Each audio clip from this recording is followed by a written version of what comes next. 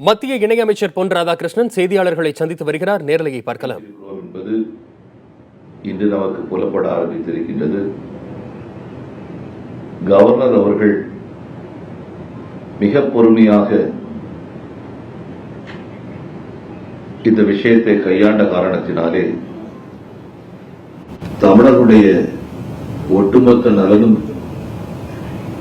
பாதுகாக்கப்படக்கூடிய சூழ்நிலையில் இந்த அவருடைய நடவடிக்கைகள் அமைந்திருப்பதை தமிழக மக்கள் வெகு விமர்சையாக பாராட்ட துவங்கியிருக்கின்றார்கள். கூடிய விரைவில் நிச்சயமான ஒரு உறுதியான அரசியல் சூழ்நிலை தமிழகத்திற்கு ஏற்பட்டுவிடும் என்கின்ற உறுதியான நம்பிக்கை எனக்கு இருக்கின்றது. சசிகலா தனக்கு பெரும்பான்மை இருக்கு, ஆட்சி அமைக்க அழைக்கணும்னு தொடர்ந்து கவர்னர் வலியுறுத்தினாங்க. இவ்வளவு நாள் கவர்னர் மௌனம் காத்து வந்தாங்க.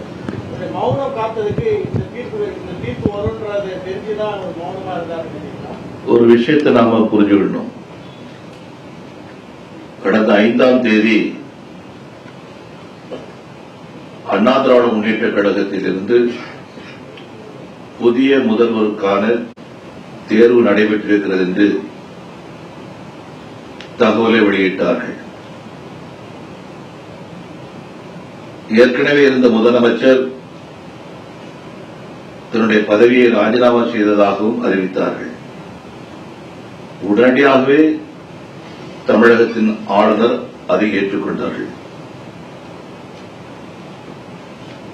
கால அவகாசம் கொடுப்பதற்கு, தள்ளி போடுவதற்கு எந்த தேவையும் இல்லாத நிலை என்பதை அவரும் உடனடியாக புரிய வைத்தார். கவர்னர் அவர்கள் புரிய வைத்தார்.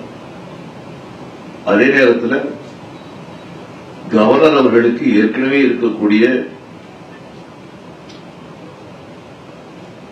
பழைய என்கேஜ்மெண்ட்கள், அவசரமான சில ஏற்கனவே கொடுத்த நிகழ்ச்சியின் காரணமாக இருக்க முடியும், அல்லது எப்போதுமே ஒரு முடிவை எடுப்பதற்கு முன்பாக கலந்து ஆலோசிப்பது, சட்ட வல்லுநர்களை கலந்து ஆலோசிப்பது ஒரு கட்டாயமான தேவையாக இன்றைய நிலையில் இருந்து கொண்டிருக்கிறது. அதுவாக இருக்க முடியும்.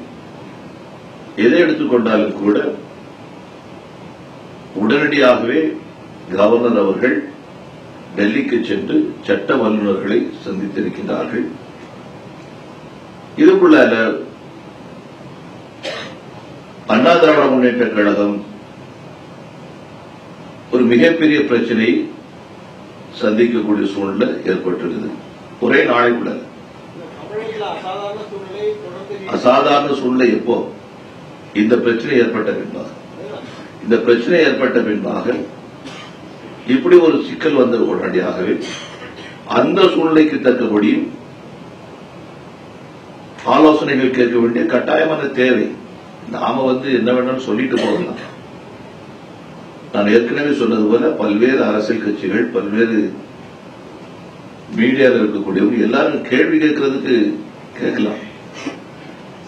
ஆனா முடிவெடுக்கும் போது அந்த முடிவு விமர்சனத்திற்கு ஆளாக கூடாது என்பதில் பொறுப்பு நிறைந்த ஒரு கவர்னராக அவர் செயல்பட வேண்டிய